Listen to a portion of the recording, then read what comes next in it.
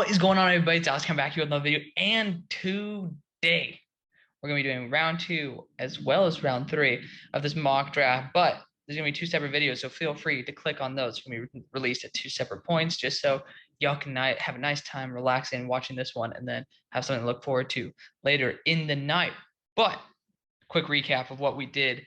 You guys can take a look for yourselves. It was a really good draft. Honestly, I was pretty happy with it. A little bit different than what's going to be dropping tomorrow for you guys when we have that awesome collab with Broshmo. But bottom line, lots of variations from what we've been doing before. Guys rising, falling, having a good time. Let's continue that good time with number 33, the Lions. If you guys are new, of course, like, comment, subscribe. Watch the video before this as well. You get a nice little in-depth understanding of why I chose every pick, because that's fun. And feel free to leave your feedback because that is crucial. Number 33, though. We're sitting here with the Lions, and the corner is certainly an issue that I want to address, but wide receiver is undeniable. There are a plethora of dudes you can go after, but I like the idea of Treylon Burks here. You already got linebacker and edge fixed up. I think going after a receiver is probably the best choice.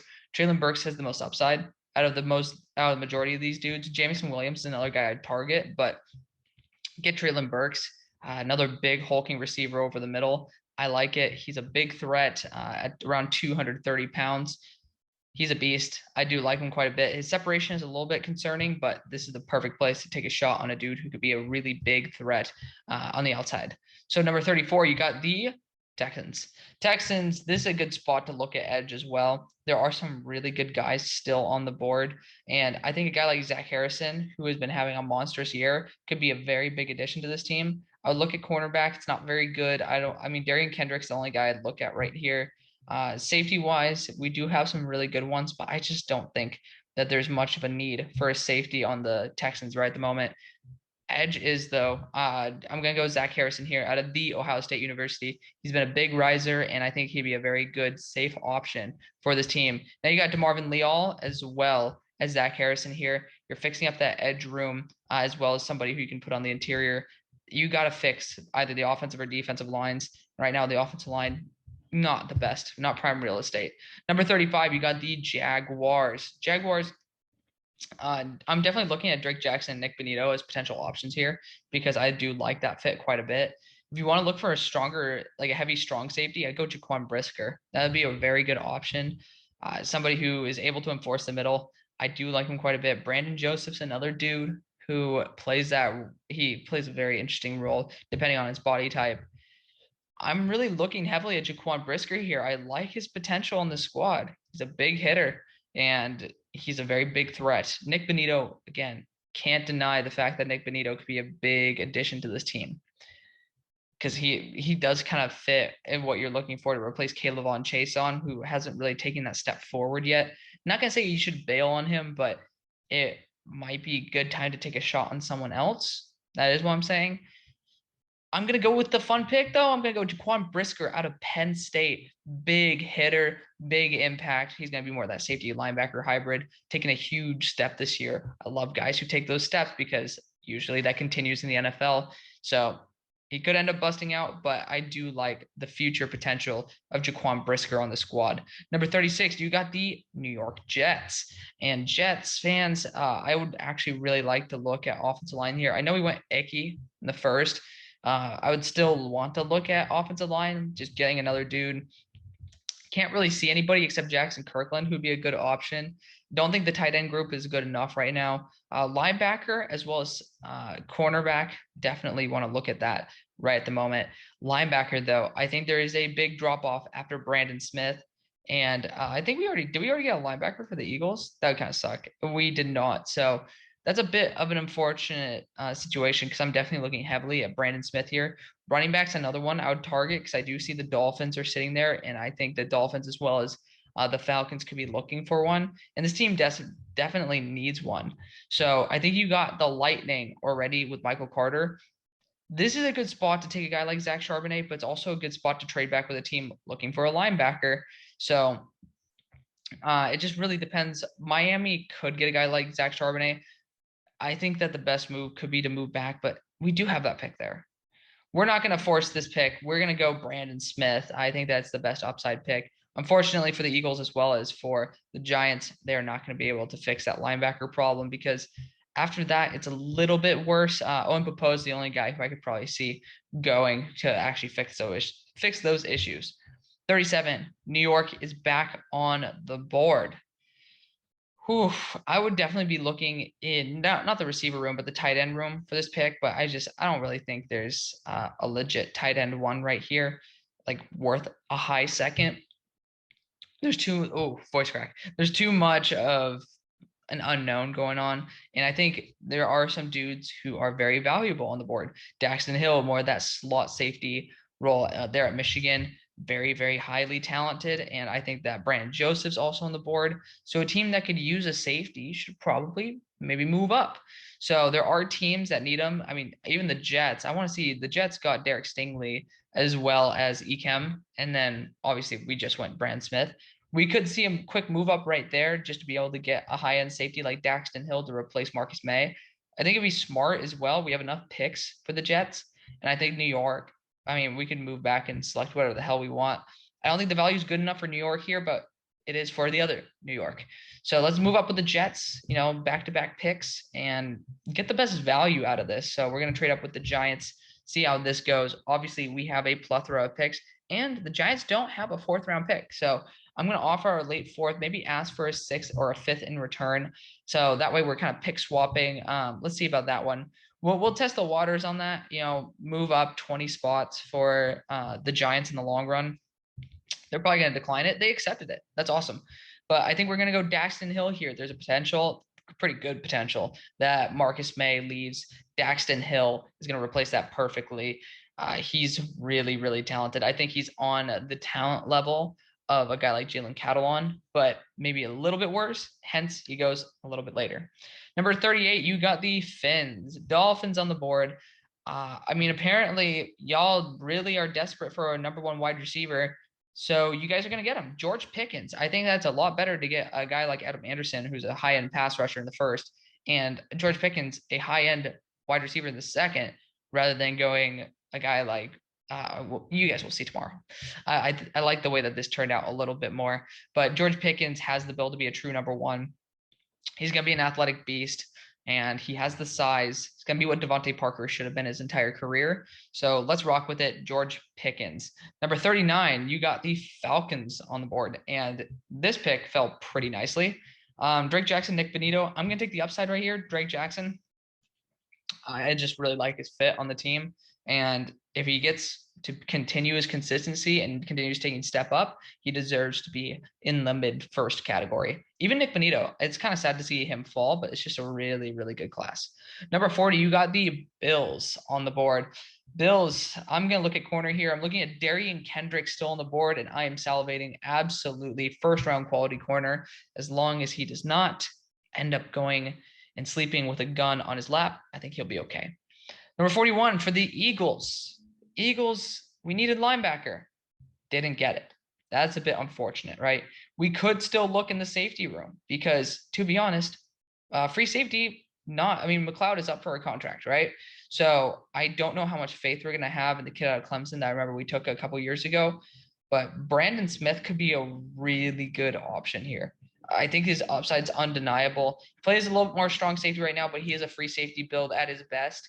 And I think the upside is just too good to pass on. Worst case scenario, I mean, let's look at the safety that we got before. We got the best strong safety in the class in Kyle Hamilton. I think Brandon Joseph can slim back down to that 190, 180 range and play lights out the way that we know he can. He's my number 6 player in the draft. We're going back-to-back safeties. Call me crazy. There's not good enough linebackers. Again, I'm imagining Henry Te'o returns and Mike Jones just because they aren't performing as well as they should, and they're going to be first round picks next year. So next we got the Bears. The Bears on the board. I really love this fit, man. But Charles Cross is here. Charles Cross doesn't deserve to be falling this far with how he's played. He's actually a very, very good tackle. Same thing with Nicholas Petit-Frere. It's just this is just the way the draft board's falling. I still think you take the upside. Daniel Faalele is an absolute freak of nature. I think Minnesota has pretty much hit him as a true right tackle. They have Tevin Jenkins listed as left, Daniel Falele moving to the right. I've been doing this consistently. I think it's a Bears move. It's a Bears pick. He is Jordan Mailata, but just a lot better. So that's saying something because Big M is pretty damn good. The Giants are back on the board, though. And I think this is a good spot to go after our first tight end, Isaiah Likely. I think that it's time to go after a receiving tight end. Isaiah Likely is just putting up yards, 232 yards and 4 touchdowns on 8 receptions in one of these past weeks. He is an absolute freak worth taking at this spot. Could slip into the first. That's how damn good he is. More of a receiver build, but I'm a huge fan of him. We're considering Jaleel Billingsley also returning for one more season. Number 44, we got the Seahawks. Seahawks, y'all know where I'm going with this. It's either McHale Wright or Roger McCreary. I'm actually going to side with Roger McCreary right now. McHale Wright has been getting torn up in coverage, so I've been a huge fan of Roger McCreary for the most of his career. We're going to be going with Roger McCreary here. We need help, and he's going to be perfect for the outside for us. Number 45. The Colts have been gifted a very, very nice pick. Charles Cross out of Mississippi State. He has gained an anchor. Hallelujah. He has still some very bad whiffs on his tape, and that's not good, but he's going to be a big improvement over Julian Davenport. Obviously, Eric Fisher is there, but I don't know how good Eric Fisher is honestly going to be. Number 46 with the Bengals. Oh, man, I'm pretty much locked set on Nicholas Petit-Frere here. I think that's just the right move. The team needs an offensive lineman pretty desperately, and I think it's a good fit. I think it's a really good fit. Nicholas Petit-Frere can move. People say he apparently says he's more comfortable on the left. He plays right tackle, man. So he plays really well there. I don't think it really matters. Nicholas Petit-Frere has that potential to be a bona fide stud at right tackle. So test him out there. Have a good time. Steelers. I think we also go tackle here. Jackson Kirkland's fallen for a reason. His anchor is not too bueno. However, we have seen that we've been shifting more to a mobile system. We got Matt Corral, so a moving offensive line is going to be probably the best fit solution for this offense in the long run. Jackson Kirkland is a perfect fit for that because he is pretty damn solid when he's on the move. Just when you put him on an island one-on-one, I get scared. He can play guard at Trey Turner's spot, or you can move him to right tackle. I love his athleticism, 6'7". I know he plays left tackle, but that's not going to stop me from taking a dude with unbelievable upside. Also, we are going to be considering Zion Nelson as somebody who returns. Number 48, you got the Patriots. Patriots. I would definitely look at McHale Wright here as a guy who you can slot in. Safety-wise, you can go after a guy like Verone McKinley as a roaming free safety. Do whatever the hell you want. I think I just want to go after best player available, though. We went wide receiver once. We're not going to do it again. I think that you got to go with McHale Wright here. He has that upside. I think he can work really well. I think when you see the drop off after McHale Wright to Martin Emerson, I think it's worth taking a shot on. McHale Wright to the Patriots. You just got to lock it up. Number 49, you got the Broncos. I'm considering either a slot safety because I just don't know if Bryce Callahan actually returns or goes to a team who can really compete at a high level because they'll actually have a quarterback that can compete. We could go after a guy like Tyke Smith, who's going to be a slot safety, really talented player. I would definitely look at the offensive tackle range here for a right tackle. I just don't trust Thayer Mumford to play tackle after playing a guard for an entire year. I'm not going to draft him in the second for that. Linebacker, I would consider Mike Jones or Henry To'oTo'o if they were coming out. Don't think they will. So we're going to disregard them for this time. Safety-wise, yeah, we already went over that. This is a weird spot because I think that this would be a good spot to trade back with a team that wants to get a quarterback. And, I mean, there are some teams here. I think number 53, you're looking at a quarterback right there. I think even the Raiders could potentially try to do that. I don't think they do. The Browns could take a shot. Don't think they do either. There's some teams in here that could definitely look for a quarterback, but I don't think they actually go after one. Jahan Dotson's still on the board too. So for teams that are looking to increase their wide receiver room, that could be a good one. So I'm looking at the Saints actually right now, and they are in prime position to move up for one of these top players. And I think they do. because I am looking at teams that could be drafting wide receiver right here, and I'm going to get a little bit nervous. So the Broncos going to trade back with the Saints, and we're going to get some good value out of these guys. So Broncos, Saints, let's see. Is there anything? There's a 6th-round vacancy right there. Sending in a 6 to move up 5 spots isn't actually too shabby. It is pretty realistic. This is based off of a mathematical model. That's what I pay for. So given that, we're going to go wide receiver here. Jahan Dotson is arguably better than this player. However, I think Jameson Williams has the most upside. He's going to be testing in the 4.2s. And this guy's an absolute freak, taking step after step after step, progressing exponentially every year of his career. Big fan of Jameson Williams. The Niners sitting here, and I think this could be another really good spot for a team to move up. I don't know actually if they have a 3rd wide receiver. Jahan Dotson would be one hell of an interesting target. I'll say that. Secondary is a big need, though. I am going to go Tyke Smith. I think that going after a slot corner, safety hybrid is the best move.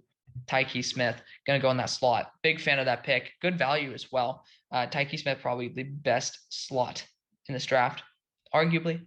So getting him here at 50 is a good addition. And number 51, you got the Raiders. We went interior defensive line with Jordan Davis in the 1st. I think this could be a good spot to look at linebacker. Like DeMarvion Overshown feels like a guy that the Raiders would go after, or these light linebackers. But offensive line is still something they're looking at. And, Thayer Mumford has that upside. He is able to play at a tackle, but he also is able to play guard. That might be the best move. Might be the best move for this team. So we're going to certainly check that one out. Wide receiver wise, I think they could just still get one more dude. It's a tough one. It's a tough sell for me. This is a weird spot for me. I don't like drafting for the Raiders because I just don't know exactly what they need. They have a lot of really good depth, and that's something that bothers me pretty exponentially. So looking at it, I think that maybe going on the offensive line would be the best move. Thayer Mumford out of Ohio State is going to be your best bet. Going to be the next best player on the board. He's a plug-and-play player. If you want to keep Alex Leatherwood at tackle, put Thayer Mumford at guard and be able to work from there. Or you can put Thayer at tackle. I think he fits really well. So number 52, you got the Vikings. I was about to say the Saints. So Vikings, I think that linebacker could be something you look at. Edge as well. Verone McKinley as a roaming free safety would be really nice. Lewis Cine, I've heard, is actually really good as well. He could actually fit a bit better into the scheme than anything. I would still look at edge, though. Nick Benito is still on the board. He's still on the board. I don't even know how the hell that's possible. But it is. I honestly, hold on. What were the Chargers taking the 1st?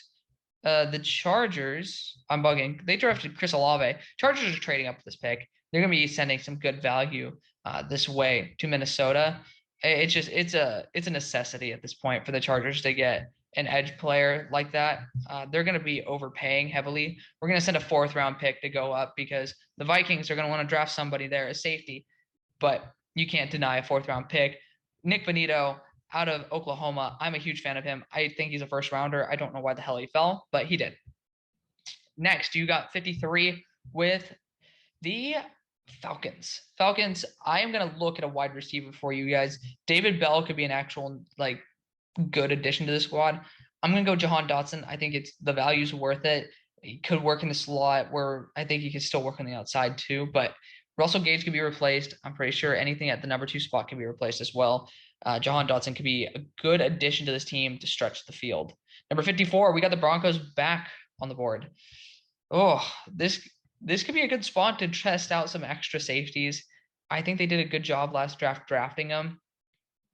It's a tough call to say, hey, let's go after somebody with this pick. I think we can get some extra help in the interior.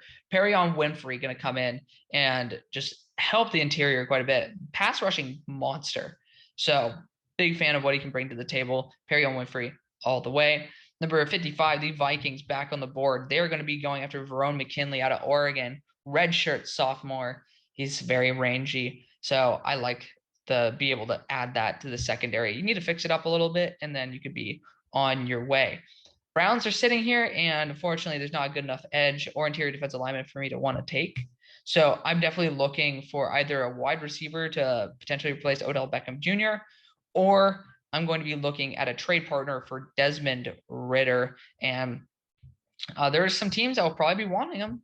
I'm looking right here at 1, 2, even let's just say 3. I think the Falcons could want to make a big trade up right here. It's a good value for the pick. I like Desmond Ridder. So we're going to be making a big trade up offer with the Browns. The Falcons moving up because I don't really think they pose much of a threat. I think the Browns are realizing that. So they're going to be asking for a next year third in return, offering maybe at a fifth in return as well. For the big jump, they're going to be trying to get close to a top of the third round pick the next year, allowing them to go Desmond Ridder out of Cincinnati. Just, I don't think he brings that oomph to the table. Carson Strong is still on the board, but I can't see it. But yeah, Desmond Ridder lighting it up for the Falcons. I think he's just a better fit than Carson Strong. Number 57. I'm trying to see if Washington drafted this round. They moved up for Sean Ryan. Gotcha. Washington, no, not Washington. Oh my goodness. Green Bay. I think offensive tackle, something we could look at. Fortunately, there's no one here. Again, we're thinking Zion Nelson's going to return. Wide receiver is something that we should probably check out, though. David Bell has some insane attributes that he can actually bring to the table. He had something like a 200-yard game as well. So cheers to this man. He's a bigger threat. He's somebody who can actually work in this offense. I think that you got to just get somebody for the outside on this team. David Bell out of Purdue, gonna be the way you roll. Number 58, you got the Cowboys. This could be a good trade back spot as well. There's still some really good quarterbacks on the board, and I think a team like the Lions could want to move up. I just don't really see much of what I'd want to draft for the I can't believe I'm forgetting names. Cowboys right now. Lions are going to move up here. We're going to have a little bit of fun with these trades. Lions moving up with the Cowboys to be able to select a quarterback, and we're going to ask for a fifth in return, and then they're going to ask for like maybe a next year sixth. So it's about like a third and a fifth for a late second, as well as pretty much a seventh round pick. And we're drafting Carson Strong, somebody with a lot of upside to be able to step in on this offense and be able to play a very big role. Number 59, you got the Cardinals. Cardinals, I think tight ends still could be something you go after. I think you go after a guy with some high upside. Trey McBride's in there. You could still go corner, though. And you still have Martin Emerson on the board. I think that he could work really well. I think that it's a tough one. It's a tough one. We could go running back as well. I'm going to do it. I'm going to go Zach Charbonnet. He works better in RBBC than Breece Hall does. Breece Hall is more of a bell cow back. So Zach Charbonnet, adding what James Conner would add, but a lot more. I'm a huge fan of Zach. Obviously, he was my friend in high school. So going to represent my boy a little bit. Going to the Cardinals, we're going to get some good value at tight end in the next round. Number 60, we got the Baltimore Ravens. Baltimore Ravens, we got, I believe, Sean Ryan. Did we get Sean Ryan? No. We got Trevor Petting. That's a good one. And I think the best option here is to either look at a good value at edge, where I do really like Zion Tuapoloa Fatui. Just don't think he goes in the second. We could look in the cornerback realm. Just I don't know if I really want to do that right now. Injury is the only reason we'd probably be looking there. Tight end is something that people, I think, underrate a little bit. And Jeremy Ruckert seems like a guy that would be that Max Williams for this team. I was saying the same thing for when I drafted him for the Cards. I don't think he has the upside that maybe you're looking for, but he has that blocking ability. And we've seen what this team can do just by running the ball with Lamar, that they can do anything. So adding another big threat right there, Jeremy Ruckert, having him and Mark Andrews would be a really, really nice pair. Also allows you to do more 21 sets, which is great. Number 61, we got the Rams on the board, and I think this is another good spot for a trade back. You know, there are guys like John Mechie, Isaiah Spiller on the board, Breece Hall on the board, where these teams could be moving up to select a really high-end player. I'm looking at the Jets, the team, to potentially move up as well, because they could use another running back. But RBBC type of backs just aren't really available right now. And if you want to have Breece Hall as like somebody you would add to this team, not really a huge fan of that. So looking at the guys on the board, I mean, you do have still a quarterback in Kenny Pickett. Spencer Rattler, we're saying, is easily going to return. I think he actually goes to LSU. It's my hot take. But running back, again, I think there's only one guy who's draftable at this point, Breece Hall. at this point in the draft, not draftable in general. Tight end wise, you still have some really good ones. Trey McBride is probably the next guy I might draft. Lewis Sign's on the board. Martin Emerson's also on the board. You got DeMarvion Overshown on the board. I don't think he goes back. And even like guys like Brenton Cox, Nolan Smith, and then again, Fatui, all dudes who I could see. Honestly, we're going to draft Fatui here just because of the upside. Injuries have put him down, but this guy's an absolute freak. And cheers to Broshma for shouting him out. But this is probably where you just take a guy with that upside. Number 62, I think this is where you go actually after a safety and Lewis Sign. This is the best value for him. It's a big drop off after him. So get the best safety on the board. Lewis Sign after we went Drake London in the first. So getting two high-end players at their position, I like it. Number 63, we got the Bucks. Bucks. I would be definitely considering Haskell Garrett here. I think he's a really good player. I think he's very underrated to a lot of people in this community. So Zion Johnson's another guy you could develop here. Even Sawyer, Lacecia Smith, he's another dude you could potentially look at. It's just I don't know if it's the right move. Wan'Dale Robinson's not adding much to the team. Secondary is still something I would look at. Martin Emerson could be a really good guy in this scheme. And honestly, it sucks because I want to give him to other teams. Martin Emerson's going to be worth the second round pick. Go with Martin Emerson here. Big fan of his potential. Lock him in. Number 64, we got the Bills again because they traded out the first. Bills, I think this is a good spot to get some pressure on the interior. Haskell Garrett, I do like him a lot. Travis Jones is also on my board for the next round, but I like the 25% pressure rate at one point of last year. So I think there's some major upside there. Let me know what you guys think. That's going to be round 2. So check out later today for round 3. Thank you guys so much for watching. Leave your comments down below. See y'all later. Peace.